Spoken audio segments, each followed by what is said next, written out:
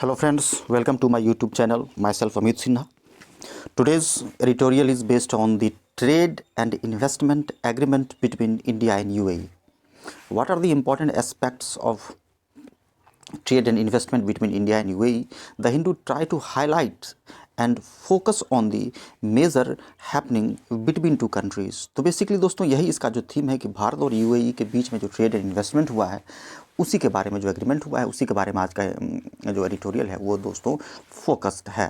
तो आइए दोस्तों इसे हम लोग देखने का प्रयास करते हैं। उससे पहले दोस्तों मैं कहना चाहूँगा कि यदि आपको मेरा एडिटोरियल मेरे बताने का स्टाइल थोड़ा सा भी बेनिफिशियल लगता है तो आप अवश्य मेरे चैनल को दोस्तों सब्सक्राइब करें, लाइक करें, शेयर करें और कमेंट भी करें कि आपको कैसा लग रहा है, किस तरह का आप चाहते हैं। तो मेरा प्रयास रहेगा। और कल से जो है सो एमबी पब्लिकेशन का फ़िलहाल मैं जो है सो सेट कराऊंगा एसएससी के लिए, तो वो कल से जो वो भी अपलोड किया जाएगा। तो बने रहें मेरे चैनल पर। तो आइए दोस्तों स्टार्ट करते हैं। देखिए इसका हेडिंग जो है सो इसका बेसिक हेडिंग जो है सो इसमें यह कह रहा है कि turning to trade winds. Trade मतलब व्यापार, विंड मतलब लहर, यानी कि व्यापार की लहर की ओर टर्न करना, यानी कि जो व्यापारी है व्यापार की ओर भारत को ध्यान देना चाहिए, यानी मुड़ना चाहिए, उसकी ओर रुख करना चाहिए ट्रेड विंड की ओर। तो यही दोस्तों इसका बेसिक हेडिंग है। आइए दोस्तों इसका थीम देखने का प्रयास करते हैं। What is the theme? India has an opportunity, कि भारत के पास एक अवसर है टू रीसेट करने के लिए, कि फिर से वो रीसेट करे भारत। इट्स का प्रयोग भारत के लिए हुआ है। देखिए दोस्तों ये पॉजिटिव जो है सो प्रोनाउन है, यह अपनापन दिखाता है। किसका अपना? तो भारत का अपना है ना। तो इट्स ट्रेड टाइज, कि ट्रेड का जो टाइज है, जो रिश्ता है, टाइज मतलब गठबंधन भी होता है, विथ अदर्स। भारत के पास अपॉर्चुनिटी है कि आप फिर से स्टार्ट करें one accord at a time, कि एक समय में आप एक ही समझौता करें, बायलैटरल ट्रेड ही करें, इन दो पक्षीय ही करें, लेकिन उसको मजबूती प्रदान करें। ऐसा नहीं कि बहुत सारे देशों के साथ मल्टीलैटरल ट्रेड एग्रीमेंट कर लें लेकिन कोई भी एग्रीमेंट आपका फ्रूटफुल नहीं हो। That is not good. तो the author of the article is trying to say that कि one accord at a time, एक समय में एक ही एग्रीमेंट करें, बायलैटरल करें, लेकिन उसको फ्रूटफुल करें, यानी कि वो लाभकारी आपका हो। तो आइए दोस्तों इसे हम लोग देखने का प्रयास करते हैं। A little over 2 years after, after मतलब बाद में, कि 2 साल के थोड़े ही बाद में, कहने का मतलब है इट का प्रयोग भारत के लिए हुआ है कि turn it's back at the last minute, कि अंतिम समय में, लास्ट मिनट में इसने अपने बैक को टर्न किया, यानी कि डिसीजन लिया। कौन? तो भारत। On a major multilateral trade agreement, जो एक मेजर है यानी महत्वपूर्ण जो मल्टीलैटरल ट्रेड एग्रीमेंट है, यानी कि बहुपक्षीय जो है सो व्यापारिक जो समझौता है। It had spend years negotiating, Bharat के बारे में कह रहा है कि भारत ने जो है सो सालों इस पर जो है सो नेगोशिएटिंग में लगाया था दोस्तों, सालों भर जो है सो इस पर लगा हुआ था इस एग्रीमेंट को फ्रूटफुल करने के लिए।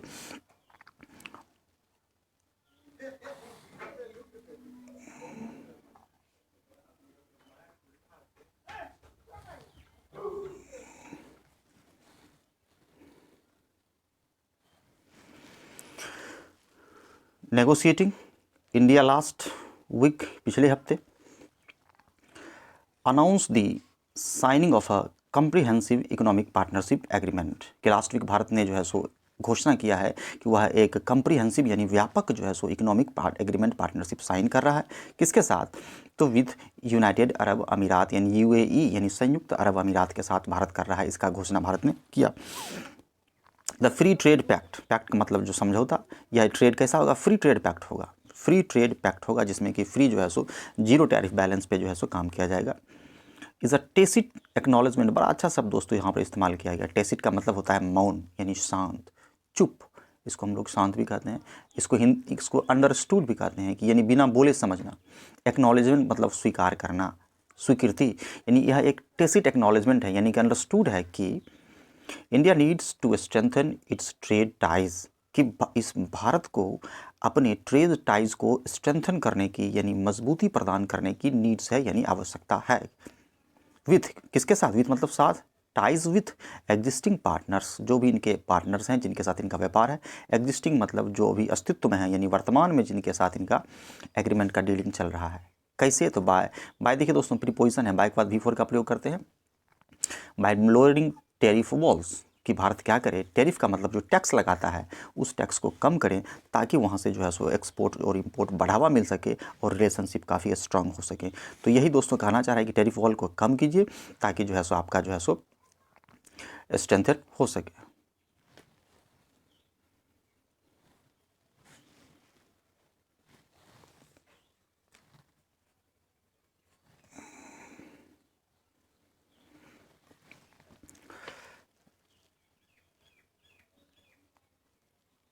अटेनिंग मोर फेवरेबल एसेस, एक सेकेंड दोस्तों, थोड़ा सा लग रहा है, हाँ यहाँ से ठीक है, tariff walls and obtaining, obtain मतलब होता है प्राप्त करना, and obtaining more favourable access for मतलब पहुंच, मोर फेवरेबल दोस्तों यहाँ पर कंपैरेटिव डिग्री का प्रयोग किया गया है कि ताकि फेवरेबल कंडीशन हो, यानी अच्छा एसेस हो for its export in order to boost trade and economic output, कि ट्रेड और इकोनॉमिक आउटपुट को बूस्ट करने के लिए, बूस्ट मतलब वृद्धि या बढ़ावा देने के लिए इसको एक फेवरेबल एसेस होना चाहिए, यही जो है सो कह रहा है कि ताकि आप टेरिफ लो कीजिए ताकि अच्छे से जो है सो एक्सपोर्ट एंड इम्पोर्ट हो सके। इन ऑर्डर टू एक शब्द है दोस्तों, इन ऑर्डर टू यानी के ऑर्डर में या क्रम में boost trade and economic output को बूस्ट करने के लिए। अब दोस्तों यहाँ से कह रहा है कि कोविड-19 के बारे में कि विद द कोविड-19 पेंडेमिक, कि कोविड-19 का जो पेंडेमिक था, हैविंग थ्रोन इनटू, बड़ा अच्छा शब्द प्रयोग किया है दोस्तों। देखिए हैव या हैविंग के बाद, हैविंग या बिंग के बाद भी थ्री का प्रयोग करते हैं, ध्यान देना है कि हैविंग या बिंग के बाद भी थ्री का प्रयोग करते हैं। थ्रो से थ्रोन इनटू बना है, बड़ा अच्छा फ्रेजल वर्ब है, इसका मतलब होता है कि उत्साह के साथ स्टार्ट करना, यानी इसको हम लोग कह सकते हैं कि टू स्टार्ट इंथुजियास्टिकली, काफ़ी इंथुजियास्ट के साथ स्टार्ट करना, यानी उत्साह के साथ स्टार्ट करना। कि having throne into sharp relief the public health and economic vulnerabilities of increasingly interconnected world, यहाँ से यहाँ तक थोड़ा सा कॉम्प्लिकेटेड दिया है दोस्तों, लेकिन बहुत ही बेहतरीन एनालिसिस किया है। कह रहा है कि कोविड-19 के बाद जो है सो बहुत ही उत्साह के साथ भारत बढ़ा है आगे, खास करके किस संदर्भ में, तो शार्प रिलीफ भारत को मिला है। क्या चीज़ में रिलीफ मिला है, तो पब्लिक हेल्थ और इकोनॉमिक वल्नरेबिलिटी से, यानी कि वल्नरेबिलिटी का मतलब हो गया जो कमजोरी कहते हैं, इसको कहते हैं वीक या हर्ट, यानी जो आपका घायल था, कहने का मतलब जो कमज़ोर पक्ष था आपका इकोनॉमिक और हेल्थ सेक्टर था, उस सेक्टर में शार्प रिलीफ मिला है, और जो है सो उसके बाद जो है सो रिलीफ मिला है और भारत अच्छे से स्टार्ट किया है, यानी कि विगोरसली भारत ने स्टार्ट किया है। किस समय में, एन इंक्रीजिंगली इंटरकनेक्टेड वर्ल्ड में, खास करके उस समय में जब पूरा दुनिया इंटरकनेक्टेड हो रही है एक दूसरे से, आप 5G का ज़माना आ गया है दोस्तों, जिसमें तीव्र गति से वर्ल्ड एक दूसरे से कनेक्ट हो गया है। A reflexive urge to turn inward, अब यहाँ पर कोमा लगा के कह रहा है कि एक रिफ्लेक्सिव अर्ज है, अर्ज मतलब होता है रिक्वेस्ट, रिफ्लेक्सिव मतलब लचीलापन, यानी जिस समय जैसा कंडीशन वैसा करना, उसको कहते हैं रिफ्लेक्सिव होना, यानी एक अर्ज है कि समय के हिसाब से ढलें। भारत को कह रहा है द हिंदू कि टू टर्न इनवर्ड, कि भारत इनवर्ड टर्न करें, यानी अपने अंदर की ओर देखें। अंदर कहने का मतलब है कि क्या कमजोरी है, कौन कौन सी बाधाएं हैं जो दो देशों के आपसी रिश्ते को कमज़ोर करती हैं, उसको दूर करने का प्रयास करें, और ट्रेड एंड इन्वेस्टमेंट को क्या करें, बूस्ट अप करें। Was evident in the last 2 years, कि पिछले 2 ईयर्स में यह एविडेंट था, यानी स्पष्ट था कि भारत इनवार्ड करे, अर्ज किया गया था 2 सालों में कि as nations impose tight travel and entry restriction, a reflexive urge to turn inward was evident the last 2 years, कि पिछले 2 ईयर्स में एकदम स्पष्ट था कि अपने आप में जो है सो इनवार्ड देखने के संदर्भ में कि कैसे जो है सो देश यानी नेशंस इम्पोज्ड टाइट ट्रेवल, कि कैसे देशों ने क्या किया, इम्पोज कर दिया, इम्पोज मतलब लगाना, टाइट ट्रेवल और एंट्री रेस्ट्रिक्शंस लगा दिया गया था। जाहिर सी बात है कोविड का समय था तो हर एक देश अपने देश में जो है सो रेस्ट्रिक्शंस लगाए हुए थे, कोई कहीं जा नहीं सकता है, फ्लाइट्स कैंसिल्स था, ट्रेन कैंसिल्स था, तो ये चीज़ के बारे में कह रहा है कि कैसे जो है सो 2 साल जो है सो प्रभावित रहा।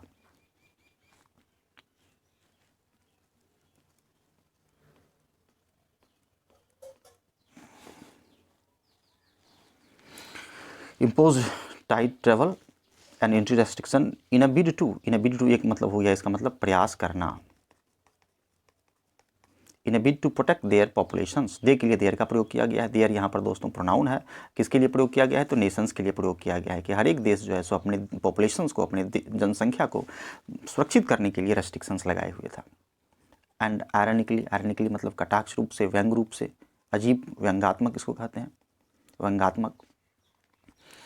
इवन एज इंडिया, यहाँ की भारत भी जब पूरा देश कर रहा है तो भारत क्यों पीछे रहेगा, इंडिया साउथ टू प्रमोट, साइट से साउथ बना है दोस्तों, देखा, साउथ साइट मतलब देखना थी, साउथ टू प्रमोट आत्मनिर्भरता। और इसी संदर्भ में बड़ा अजीब बात है कि लोग कोविड-19 की बात कर रहे हैं तो भारत बात क्या कर रहा था, आत्मनिर्भरता की भारत बात कर रहा था, इसी को इंग्लिश में हम लोग कहते हैं self reliance. The pandemic also depressed domestic consumption demand, pandemic ने क्या किया था, डोमेस्टिक कंजप्शन डिमांड को भी डिप्रेस कर दिया गया था। डिप्रेस मतलब कम होना, दबाव में होना।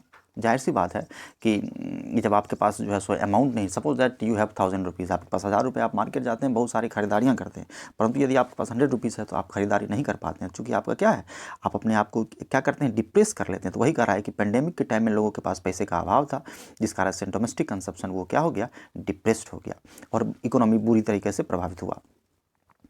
डिमांड ड्रैगिंग डाउन का मतलब होता है टू पुल, खींचना, डाउनवार्ड, नीचे की ओर खींचना, डाउनवार्ड, नीचे की ओर खींचना। Dragging down overall economic output, कि पूरा ओवरऑल इकोनॉमिक आउटपुट यानी जो आर्थिक गतिविधि है वो ड्रैग डाउन हो गया था, यानी वो जो है सो निम्नतम स्तर पर आ गया था, गिर गया था। एक्सपोर्ट्स ऑन अदर हैंड, दूसरे हैंड में या दूसरे शब्दों में कहें, जो आपका एक्सपोर्ट है, हैव रीबाउंडेड स्ट्रांगली। फुल स्टॉप लगाकर यहाँ से कह रहा है कि आपका जो एक्सपोर्ट है वह जो है सो रीबाउंडेड स्ट्रांगली, ये मजबूती के साथ फिर से, ये री मतलब फिर से, बाउंडेड यानी फिर से पटरी पर आया है, फिर से पुनः स्थिति में आया है। With growth outpacing even the pre pandemic level, बड़ा अच्छा शब्द कर रहा है कि आपका एक्सपोर्ट बढ़ा है, अच्छा हुई स्थिति में है। विथ ग्रोथ भी क्या किया है, आउटपेसिंग हुआ है। आउटपेसिंग बहुत अच्छा शब्द है दोस्तों। इसका मतलब होता है कि तीव्र विकास करना, यानी outpacing that means you can say improvement. Pre pandemic level से भी अच्छा आपका विकास हुआ है, यानी पेंडेमिक लेवल से पहले की जो स्थिति थी उससे भी अच्छा स्थिति में भारत जो है सो प्रोग्रेस कर रहा है, यानी कि कहने का मतलब है कि ग्रोथ अग्रसर हो रहा है।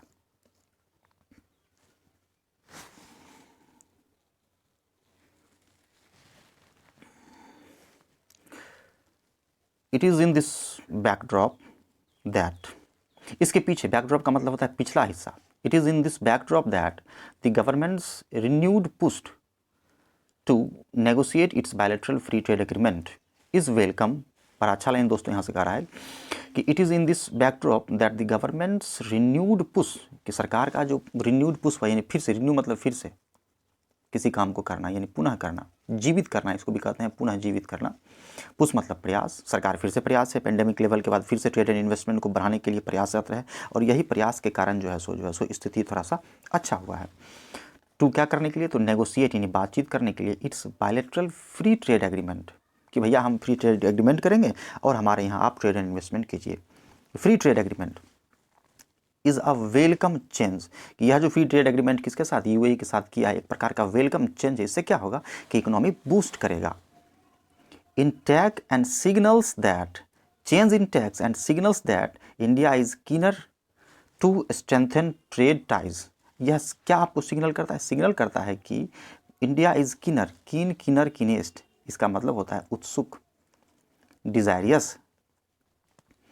भारत इच्छुक है स्ट्रेंथन करने के लिए, मजबूती प्रदान करने के लिए ट्रेड टाइज को विथ इंडिविजुअल पार्टनर, जो भी इसके व्यक्तिगत पार्टनर्स हैं, या यूएई हो या फिर अमेरिका हो या दूसरे कंट्री हो, उसके साथ भारत जो है सो कीनर है, उत्सुक है कि वह रिश्ता मजबूत करे। उसके लिए फ्री ट्रेड एग्रीमेंट भी जो यूएई के साथ कर चुका है, और भी ट्रेड बैरियर्स कम करने की बात भी कही गई है।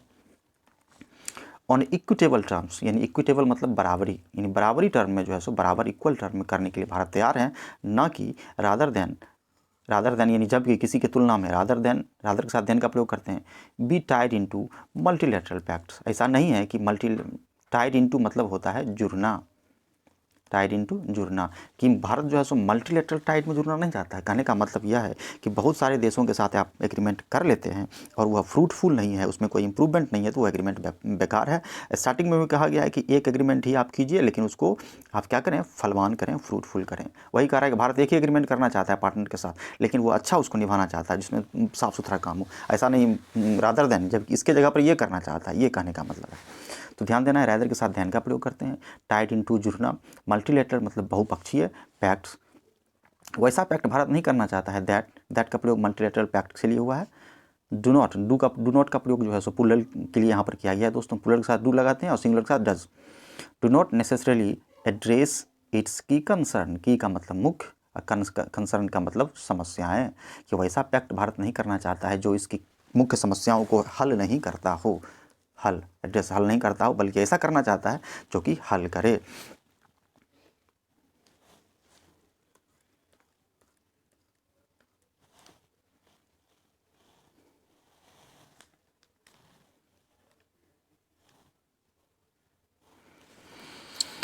आगे बढ़ते हैं दोस्तों। That the accord was finalize in less than 6 months, कि लेस देन 6 मंथ यानी 6 मंथ से भी कम में इस अकॉर्ड को, अकॉर्ड का मतलब एग्रीमेंट को फाइनलाइज कर लिया गया 6 मंथ टाइम में, from the start of negotiations in September, जिसमें सितंबर से ही नेगोशिएशन यानी बातचीत जो है सो स्टार्ट हो चुका था देश के साथ कि आपके साथ जो है सो एग्रीमेंट किया जाएगा। खास करके यूएई के बारे में बात कर रहा है। अब देखिए दोस्तों, कोमा के बाद यहाँ पर इज लगाइए, द हिंदू का अपना आर्टिस्टिक स्टाइल है लिखने का, ये वर्ब हो गया और इसका सब्जेक्ट हो गया accord. The accord is a, ये सब्जेक्ट हो गया आपका अकॉर्ड, वॉज फाइनलाइज। तो अब यहाँ से कोमा के बाद is a testimony to the stand, बड़ा अच्छा शब्द है। टेस्टिमोनी का मतलब होता है प्रमाण, सत्य प्रमाण यानी true statement.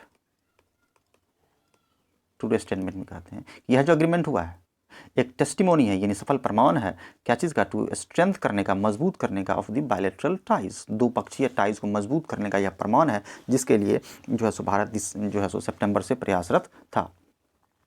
And the recognition that there is more to gain, और यहाँ यह भी द हिंदू कह रहा है कि रिकग्नाइज करने की आवश्यकता है, देखने की, पहचान करने की आवश्यकता है। रिकग्नाइज मतलब पहचान करना या देखना कि there is more to gain, कि बहुत कुछ भारत को सीखना है। आपको रिश्ता मजबूत करने में कहाँ कहाँ कौन कौन सी कमियाँ हैं उसको भी दोस्तों देखने की आवश्यकता है। तो द हिंदू यह नसीहत जो है सो भारत को देता है कि यदि आपने ट्रेड एंड इन्वेस्टमेंट को इम्प्रूव करना चाहते हैं तो you must have to follow rules and regulations, जो कि काफ़ी वैसा रूल्स एंड रेगुलेशन फॉलो करना पड़ेगा जो ट्रेड एंड इन्वेस्टमेंट को क्या करता है, फ्लैक्सीबल करता है। कि भारत को गेन करने की आवश्यकता है from a deepening of the relationship, कि कैसे रिलेशनशिप डीपनिंग होता है यानी रिश्ते कैसे गहराई में जाते हैं, यानी कैसे रिश्ता आपका प्रगाढ़ होगा। डीपनिंग मतलब प्रगाढ़ता। The UAE is already India's third largest trading partner. आप कह रहा है कि यूएई पहले से भारत का तीसरा सबसे बड़ा पार्टनर है, जिसके साथ बायलैटरल ट्रेड यानी द्विपक्षीय जो व्यापार 2019-20 में वैल्यूड एट $59 बिलियन, जिसमें कि 59 यानी $59 बिलियन का जो है सो 2019-20 में जो है सो दोनों के देशों के बीच में पार्टनरशिप हुआ था। तो थर्ड लार्जेस्ट है। ये सब भी की पॉइंट को ध्यान देना है दोस्तों।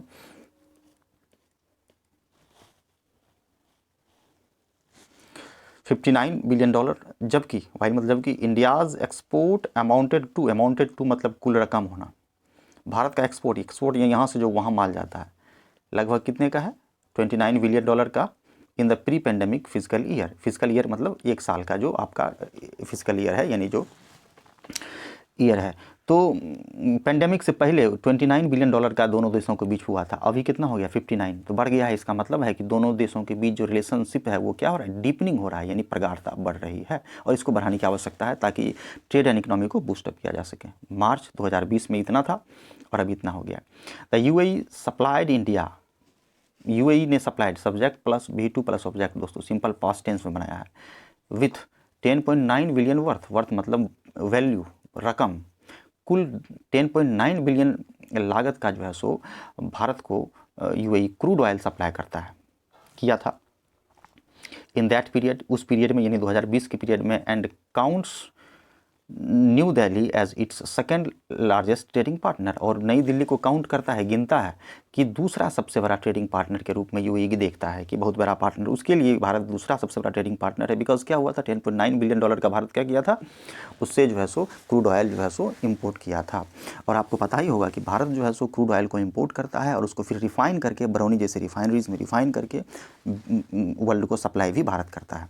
तो कच्चा तेल मंगाता है और उसको रिफाइन करके प्यूरिफ करके फिर से द टू पार्टनर्स, दो पार्टनर्स कौन कौन, India and UAE, the two partners now, अब M2, देखिए दोस्तों एम के साथ एट का प्रयोग होता है, लेकिन यहाँ M2 लगा रहा है कि आगे की ओर इसका लक्ष्य है कुछ करने की को।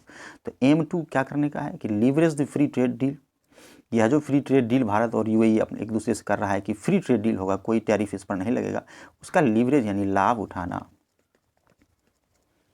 कि दोनों देश लाभ उठाना चाहते हैं, और टू लिफ्ट बायलैटरल मर्चेंडाइज, कि द्विपक्षीय जो इसका व्यापार है, मर्चेंडाइज मतलब व्यापार, बिक्री होने वाली वस्तुएं, merchandise trade to 100 billion over the next 5 years, कि अगले 5 वर्षों में, ओवर द नेक्स्ट 5 ईयर्स, अगले 5 वर्षों में लक्ष्य है कि $100 बिलियन का व्यापार दोनों देशों को करने का, और इसमें फ्री ट्रेड एग्रीमेंट का लाभ उठाने का, कि फ्री ट्रेड है तो लाभ उठाएंगे और अपने एक दूसरे के देशों का जो मर्चेंडाइज है उसको क्या करेंगे दोस्तों, तो बढ़ाएंगे।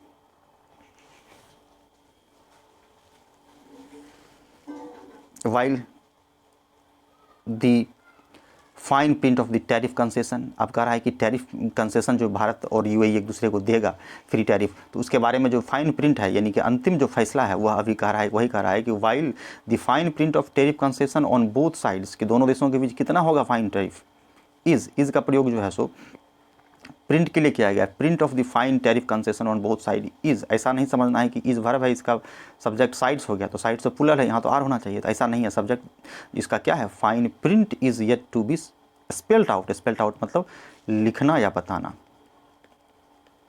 लिखना या बताना। तो ये स्पेल्ड आउट है दोस्तों, याद रखना है, फ्रेजल वर्ब है।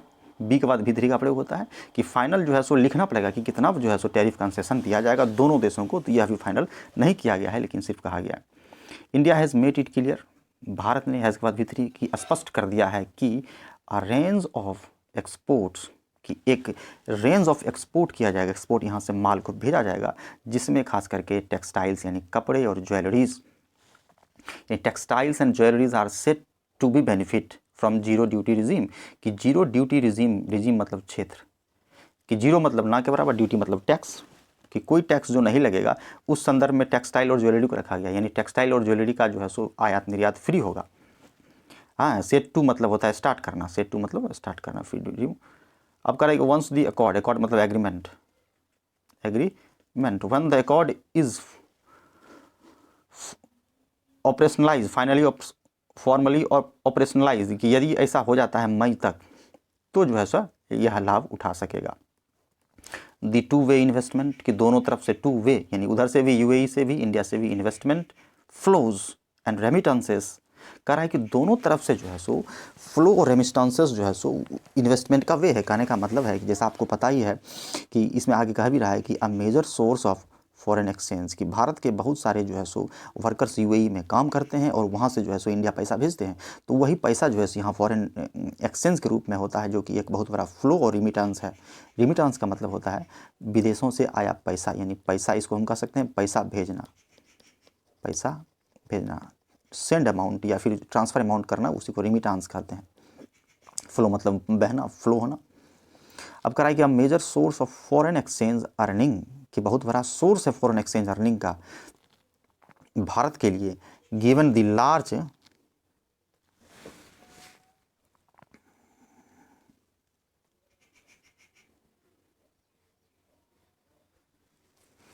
लार्ज इंडियन वर्कफोर्स, क्योंकि भारत का इंडियन वर्कफोर्स जो है सो यूएई में बहुत ज़्यादा, बहुत लार्ज अमाउंट, लार्ज संख्या में जो है सो पीपल वहाँ काम करते हैं, तो यह एक प्रकार का फॉरेन एक्सचेंज का भी है और रिमिटेंसेस फैसिलिटीज़ भी वहाँ से ट्रांसफ़र होता है। इन यूएई में भारत के बहुत सारे वर्कफोर्स काम करते हैं। आर का प्रयोग अर्निंग्स के लिए किया गया। देखिए दोस्तों, earnings are also expected to receive a fillip का मतलब इसको प्रोत्साहन, स्टिमुल्स, प्रोत्साहन, या इसको हम लोग स्टिमुल्स भी कहते हैं, STIMULS, कि यह भी स्टिमुल्स यानी इसको भी प्रोत्साहन मिलेगा, किसको, तो फॉरेन एक्सचेंज अर्निंग को। जब रिश्ता प्रगाढ़ होगा तो एक दूसरे देशों में आना जाना होगा और ज़्यादा से ज़्यादा लोग वहाँ जाएंगे और वहाँ से अर्निंग्स को भारत भेज पाएंगे, तो यह क्या होगा, फिलिप रिसीव करेगा, यानी इसको भी एक प्रकार का झपकी या प्रोत्साहन की राशि मिलेगा, प्रोत्साहन, इसको भी एक स्टिमुल्स मिलेगा। विथ मल्टीपल अदर FTAs मतलब free trade agreement in pipeline, कि और भी बहुत तरह के FTAs भी जो है सो लाइन में है। India has a fresh opportunity, Bharat के पास एक ज़बरदस्त फ्रेश अवसर है कि फिर से रीसेट करे इट्स ट्रेड टाइज को विद इंटरनेशनल कम्युनिटी के साथ, कि दूसरे देशों के साथ भी, इंटरनेशनल कम्युनिटी के साथ भी भारत जो है सो अपना यह रवैया अपनाए, ताकि ट्रेड एंड इन्वेस्टमेंट को क्या किया जा सके, बूस्ट किया जा सके। और लास्ट में द हिंदू यह कहकर दोस्तों छोड़ता है कि one accord at a time, एक समय में एक ही अकॉर्ड हो, लेकिन वो क्या हो, फ्रूटफुल हो, आप उसको ढंग से करें, टैरिफ बैरियर को कम करें और एक दूसरे के रिश्ते को प्रगाढ़ करें, जिससे कि ट्रेड एंड इन्वेस्टमेंट अच्छा हो सके। दोस्तों तो यही था, आई होप कि आप लोगों को अच्छा लगा होगा। इसको बार बार देखने का प्रयास करें, है ना, और सब्सक्राइब करें दोस्तों, अपने मित्रों को शेयर करें, और किसी भी तरह का प्रॉब्लम है तो कमेंट अवश्य करें। तो मिलते हैं अगले वीडियो में, धन्यवाद।